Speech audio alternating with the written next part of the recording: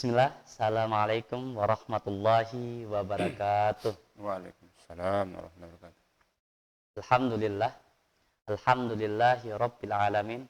Assalatu wassalamu ala asrafil anbiya'i wa mursalin wa ala alihi wa sahbihi ajmain amma ba'd. Bersyukur kita panjatkan kehadirat Allah Subhanahu wa taala, insyaallah, di mana pada malam hari ini kita selalu diberikan kesempatan dan kesehatan dalam setiap aktivitas kita. Salawat serta salam kita haturkan kepada junjungan kita Nabi besar Nabiullah Muhammad sallallahu alaihi wasallam. Insyaallah kita semua yang mengikuti syariat dari Allah Subhanahu wa taala dan diamanahkan kepada Rasulullah sallallahu alaihi wasallam, semoga kita mendapatkan syafaat di akhirat kelak nantinya. Ya. Pemirsa Dawa Sultan yang dirahmati oleh Allah Subhanahu wa taala, alhamdulillah di sini saya tidak sendiri. Saya bersama dengan seorang ustadz, yaitu Ustadz Amiruddin Abu Fatih. Ya. Assalamualaikum Ustadz. Waalaikumsalam. Bagaimana kabarnya malam ini Ustadz? Alhamdulillah sehat-sehat. Insya Allah Ustadz Ramadannya lancar ya Ustadz. Alhamdulillah. Ya, semoga Ustadz kita semua selalu diberikan kesehatan dalam setiap aktivitas kita. Insya Allah puasa ini kita lancar-lancar sampai nanti di akhir nantinya. Ya, hari ini kita akan berbicara hari ini kita akan berbicara tentang tema yaitu syariat membawa maslahat. Ya, jadi mungkin ya, bicara tentang syariat ini pastinya kita tahu semua bagaimana konteks syariat dalam kehidupannya kita itu penting sekali gitu. Jadi tanpa berlama-lama, untuk itu saya persilakan kepada Ustadz langsung saja memberikan penjelasan tentang bagaimana itu bicara tentang syariat membawa maslahat. Ya. Kepada Ustadz, tafadhol mashkur. Assalamualaikum warahmatullahi wabarakatuh. Waalaikumsalam warahmatullahi wabarakatuh. Innal hamdalillah nahmaduhu wa nasta'inuhu wa nastaghfiruh wa na'udzubillahi min syururi anfusina wa sayyiati a'malina. May yahdihillahu fala mudhillalah wa may yudhlil fala hadiyalah. Asyhadu an la ilaha illallah wahdahu la syarikalah wa asyhadu anna Muhammadan abduhu wa rasuluh. Allahumma shalli ala Muhammadin wa ala alihi wa sahbihi ajmain, amma ba'd. Pemirsa dakwah Sultan yang dirahmati Allah Subhanahu wa taala, alhamdulillah kita telah memasuki hari kedua bulan suci Ramadan. Semoga kita tetap sehat walafiat untuk senantiasa melaksanakan kewajiban-kewajiban kita, baik puasa di siang hari dan ibadah-ibadah lainnya di siang dan malam hari, dan semoga semua diterima oleh Allah Subhanahu wa taala. Amin.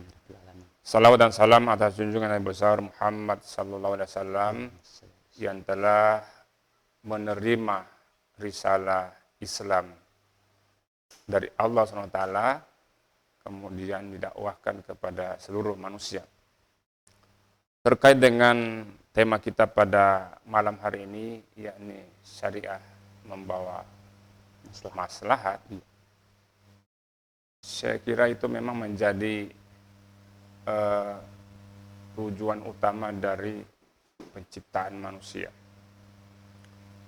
Allah SWT berfirman dalam Al-Quran, wa ma arsalnaka illa rahmatan lil alamin. Tidaklah diutus engkau ya Muhammad kecuali untuk menjadi rahmat seluruh alam.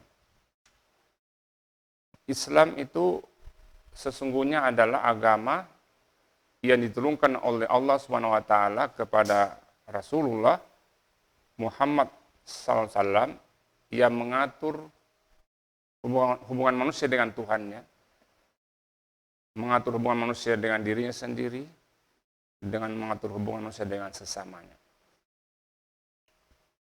Ketika itu ditegakkan, diterapkan, dilaksanakan oleh manusia, maka manusia itu akan mendapatkan kebahagiaan dunia dan akhirat. Apalagi dia seorang muslim. Jadi kalau kita melihat bahwa kebutuhan manusia itu adalah bagaimana dia terjaga akalnya. Islam menjaga akal.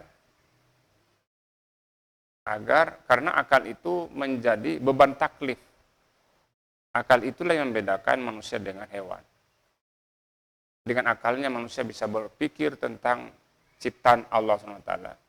Dia bisa menemukan hakikat penciptanya. Begitu banyak ayat yang mendorong manusia untuk memanfaatkan dan menggunakan akalnya. Bahkan Islam menjaga agar akal manusia itu tidak dirusak. Seperti larangan minum minuman keras. Itu salah satu cara bagaimana menjaga akal. Bahkan lebih keras lagi, narkotika. Itu Islam melarang keras beredarnya bahan-bahan yang merusak akal di tengah manusia. Yang kedua, setelah penjagaan akal, Islam menjaga keturunan. Hibzun nasal. Menjaga keturunan. Itu artinya bahwa Islam itu merupakan ajaran yang membawa atau melestarikan bagaimana keturunan itu benar-benar dari nasab yang benar. Nasab yang benar. Tidak menggunakan pergaulan bebas yang kemudian kehilangan ketidakjelasan orang tua. Islam menjaga nasab itu dengan cara pernikahan. Dan penjagaan nasab di dalam Islam itu melalui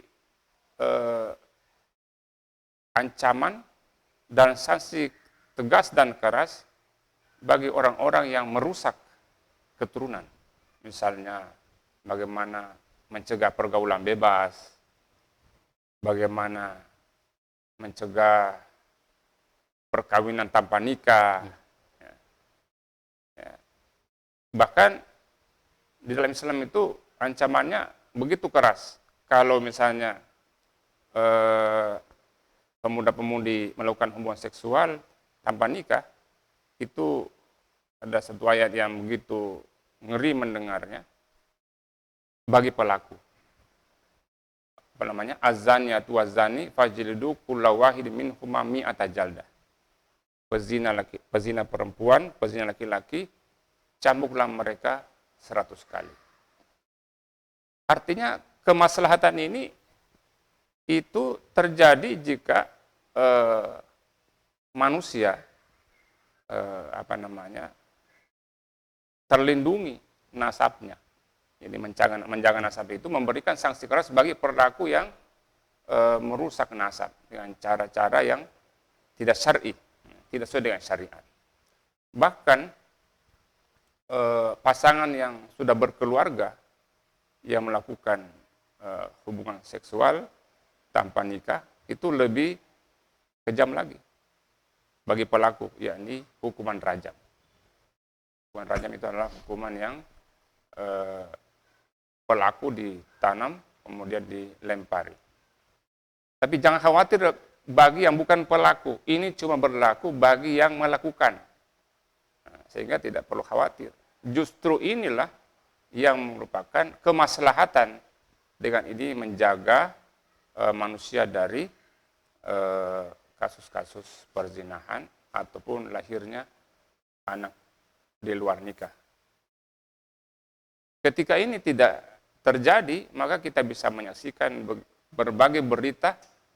Misalnya seperti ada kabupaten yang rame-rame melakukan pernikahan massal karena hamil duluan.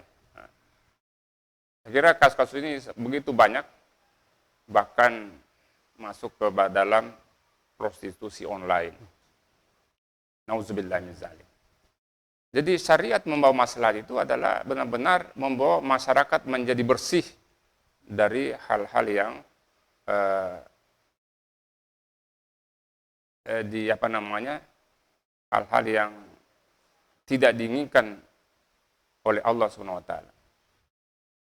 Kemudian yang ketiga, menjaga harta. Tidak ada orang yang punya harta ingin barangnya diambil begitu saja oleh orang. Pasti orang yang punya harta ingin hartanya aman. Dan itu pasti kemaslahatan bagi pemilik harta. Ketika tidak ada kekhawatiran ketika rumahnya ditinggal, tidak ada kekhawatiran bahwa rumahnya akan dimasuki maling. Dan hari ini begitu mengkhawatirkan ketika rumah-rumah kita ditinggali atau toko-toko kita tidak awas, itu bisa kemalingan.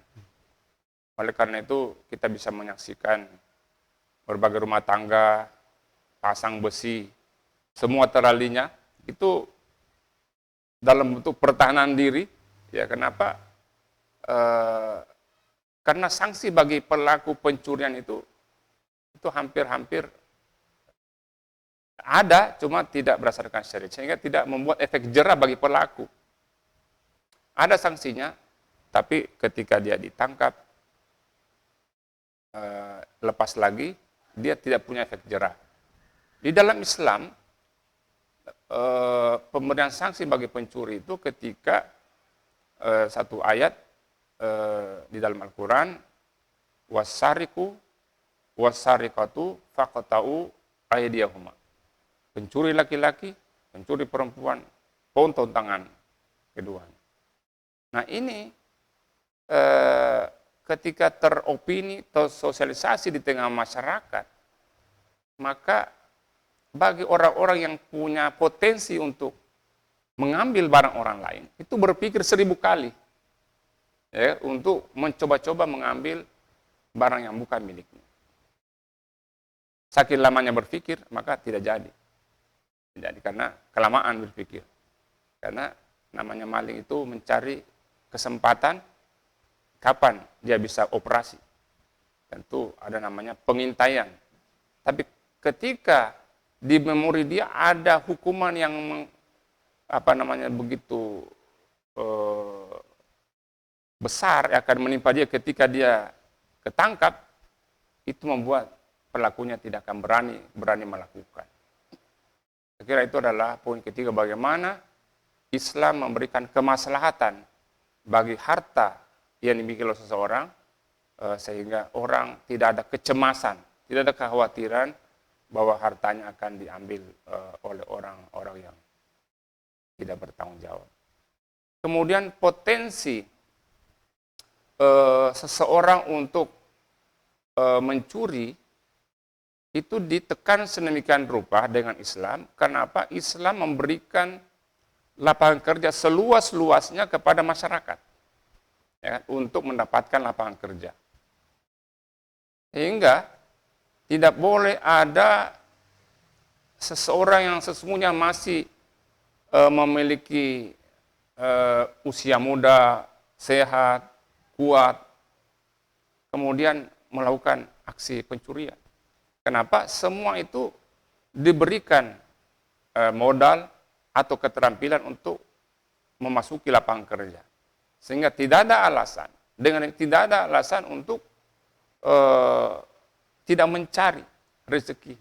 Harus semua bergerak memasuki mekanisme pasar untuk mencari nafkah. Karena difasilitasi melalui mekanisme syariat itu untuk mendapatkan pekerjaan yang halal.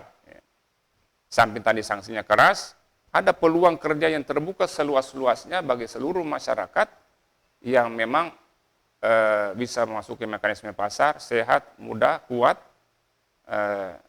untuk bekerja. Dan negara memfasilitasi mereka untuk bekerja berapapun jumlahnya. Jadi negara tidak perlu khawatir kebanyakan penduduk. Ya. Kenapa?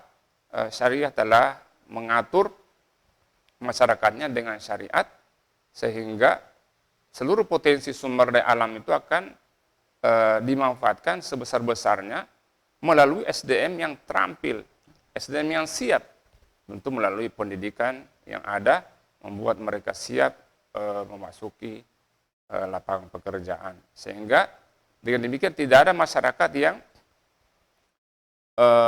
berpotensi untuk melakukan hal-hal yang melanggar syariat. Nah, ketika masyarakat sudah dikasih kesempatan bekerja seluas-luasnya, tidak ada celah untuk menganggur, tapi masih juga mencuri, jangan salahkan kalau dia diberikan sanksi yang keras, ya kan? Iya. Jangan salah, karena memang tidak ada alasan, sudah diberikan fasilitas untuk apa? Perlu modal, ini modal, ada modal. Tidak punya keterampilan, ikut pelatihan keterampilan apa? Hobi apa? Anda punya hobinya apa? Hobi beternak ayam kah? Beternak kambing kah? Atau pokoknya apapun hobi, silakan ikuti pelatihan apa, kemudian Anda membuka lapak, ya kan? Atau pekerjaan yang Anda senang. Itu yang ketiga. Yang keempat, Islam juga menjaga agama. Di dalam Islam itu tidak ada paksaan di dalam orang lain yang sudah memeluk agama untuk masuk ke dalam Islam. La ikraha fid din. Jadi di dalam Islam itu tidak ada paksaan di dalam memeluk Islam. Jadi berislamnya seseorang itu karena kesadaran. Karena kesadaran melalui adanya dakwah, sentuhan sesuatu yang masuk akal, kemudian dia mendapatkan hidayah, kemudian dengan rela, dengan ikhlas memeluk Islam. Tidak ada paksaan. Dan tidak boleh dipaksa orang non-Muslim itu untuk masuk Islam.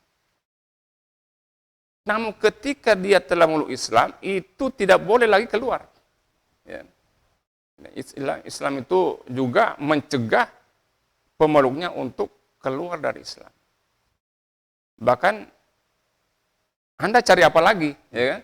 Di dalam Islam itu, Islam sudah lengkap memberikan Anda kebahagiaan untuk hidup di dunia dan jaminan kebahagiaan hidup di akhirat. Mau cari kebahagiaan di mana lagi? Nah, ketika ada orang masih tidak puas itu, ya Islam juga ada pencegahan. Bagaimana mencegah umatnya agar tidak keluar Islam itu ada namanya, ada hadis Rasulullah, man baddala dinahu faqtuluhu. Barang siapa yang menukar agamanya, maka bunuhlah dia. Setelah dia diperingatkan, dikasih, disadarkan kembali, jangan-jangan dia terpengaruh apa. Namun ketika dia tetap pada pendiriannya, maka Islam memberikan sanksi tegas, man baddala dinahu faqtuluhu. Barang siapa yang menukar agamanya, maka bunuhlah dia. Dan kasus-kasus begini tidak banyak terjadi. Ya. Dalam sejarah Islam, tidak banyak kita temukan orang yang murtad. Ya. Kenapa? Islam telah memberikan satu garis, satu panduan bagaimana menjaga umatnya, apalagi kalau seseorang itu berislam karena kesadaran. Sehingga tidak akan mungkin dia untuk dia sendiri yang akan berpaling dari Islam. Bagaimana bisa? Setiap Ramadan dia mengaji Al-Quran, ya.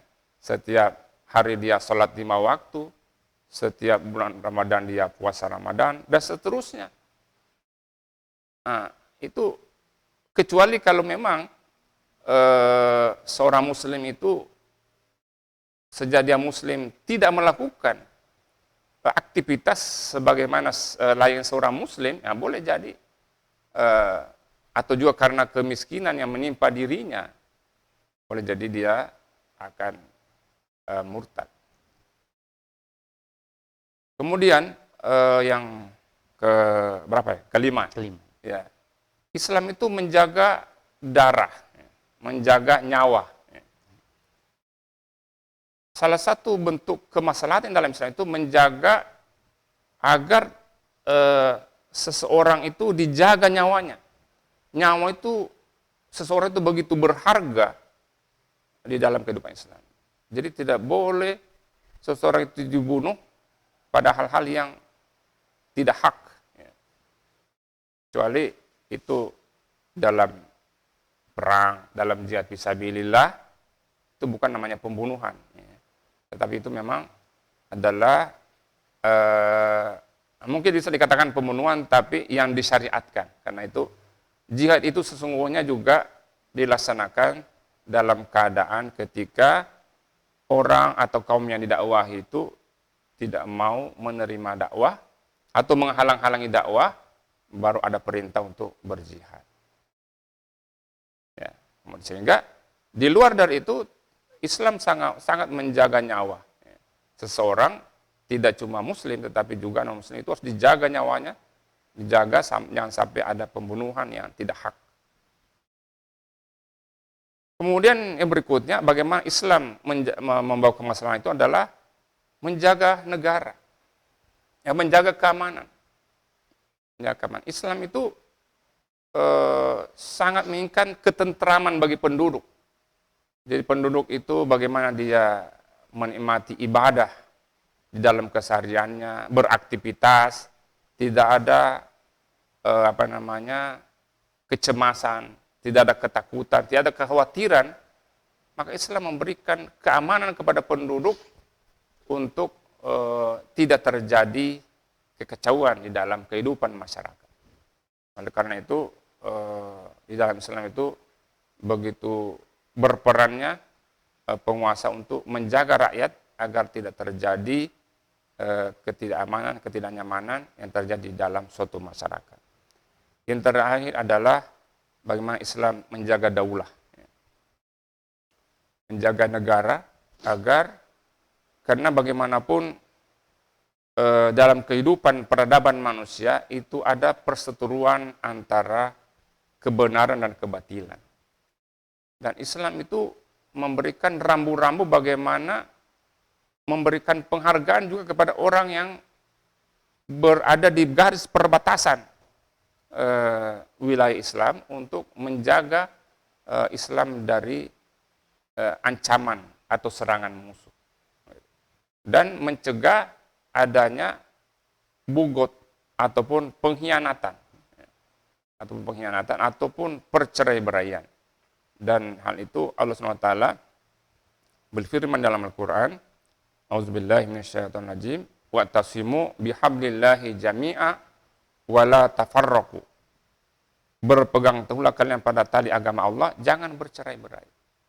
Ini merupakan ayat bagaimana mengikat kesatuan kaum muslimin agar senantiasa bersatu dalam satu ikatan akidah dan tidak bercerai gara-gara perbedaan pemahaman.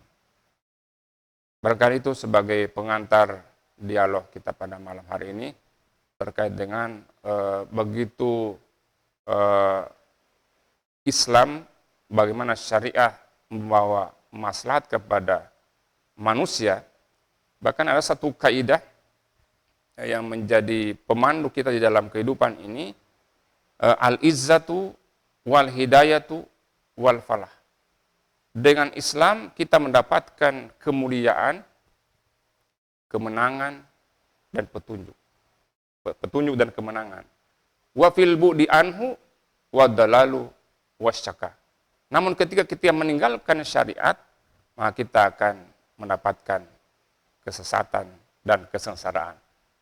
Nah, ketika kaum muslimin pada zaman dahulu, masa Rasulullah, para sahabat, dan beberapa masa setelahnya, itu benar-benar menerapkan, mengambil syariat sebagai peraturan hidupnya, benar-benar mereka menjadi umat terbaik. Menjadi umat teladan, umat nomor satu, ya, dan mampu memberikan keamanan, kesejahteraan kepada umat manusia, tidak hanya kepada muslim, tapi juga non-muslim. Namun ketika kaum muslimin, tentu saja ada faktor eksternal dan internal yang terjadi di tengah-tengah kaum muslimin, sampai kemudian meninggalkan aturan syariahnya, maka itulah yang terjadi, kaum muslimin berada dalam kesengsaraan dan berbagai macam problematika yang menimpa kaum muslimin hari ini. Dan maha benar Allah dan segala firman-Nya, di dalam surah Al-Baqarah ayat 85, sebetulnya kita telah diberikan atau diwanti-wanti oleh Allah Subhanahu wa taala, afatu'minuna bi ba'dil kitabi wa takfuruna bi ba'd. Apa kalian beriman kepada sebagian kitab dan ingkar kepada sebagian? Fama jaza'u ma yaf'al dzalika minkum illa khizyun fil hayati dunya. Barang siapa yang mengambil itu, tadi mengimani sebagian, mengingkar sebagian, maka yang terjadi adalah kehinaan di dalam kehidupan dunia. Bisa dikatakan kaum muslimin hari ini di berbagai belahan berada dalam suasana yang memprihatinkan, baik dari segi manusianya maupun dari sumber daya alamnya yang dieksploitasi oleh orang-orang di luar Islam, sehingga kita seperti menumpang di negeri Islam sendiri. Itulah barangkali sebagai pengantar dialog pada malam hari ini. Mudah-mudahan kita di bulan Ramadan ini kita bisa kembali menengok lagi bagaimana pengaruh syariat Islam di dalam kehidupan kita dan kehidupan masyarakat di masa lalu, bagaimana syariat benar-benar mendatangkan maslahat bagi mereka, namun ketika umat Islam meninggalkan syariat, maka yang terjadi adalah kemudaratan. Dan di ayat lain Allah mengingatkan apalagi itu barang siapa yang berpaling dari peringatanku, maka baginya kehidupan yang sempit. Wa man a'rada an zikri fa inna lahu ma'isyatan danka wa nahsuruhu yaumal qiyamati a'ma. Jadi barang siapa berpaling dari syariah, berpaling dari Islam, maka yang terjadi adalah kehidupan yang sempit, ma'isyatan danka. Coba kalimat ini kita coba korelasikan dengan kondisi umat hari ini, sepertinya sangat relevan. Untuk itu, untuk bisa kembali kepada kemuliaan, kebahagiaan, dan kemenangan, maka tidak ada pilihan lain adalah kembali kepada syariat Islam. Wallahu a'lam. Assalamualaikum warahmatullahi wabarakatuh. Waalaikumsalam warahmatullahi wabarakatuh. Ya Ustaz, tadi sudah dijelaskan secara mungkin poin-poin yang beberapa bagaimana itu bicara tentang syariat membawa maslahat. Tadi saya Ustaz sempat waktu di awal Ustaz menjelaskan tentang bagaimana bicara tentang salah satu ayat wa ma arsalnaka illa rahmatan lil alamin. Nah, bicara tentang itu kan pastinya Rasulullah pun itu membawa Islam ini bukan cuma hanya sekedar kepada seorang muslim saja, tapi seluruh alam kan Ustaz. Nah, kalau bicara tentang itu Ustaz, apalagi kan ini tadi sudah Ustaz jelaskan tentang masalah daulah Islam. Apakah daulah Islam ini memang hanya mencakup kepada muslim saja atau memang dia arahnya juga ke arah non muslim juga? Kalau kita menengok lebih berdalam lagi bahwa sesungguhnya syariat ini kan adalah aturan yang berasal dari Allah Subhanahu wa taala, pencipta manusia dan kehidupan. Artinya seluruh manusia yang ada di permukaan bumi ini itu seharusnya itu cuma tunduk dan patuh pada aturan penciptanya. Sebagaimana firman Allah, ya ayyuhan nasu ubudu rabbakumul ladzi khalaqakum wal ladzina min qablikum la'allakum tattaqun.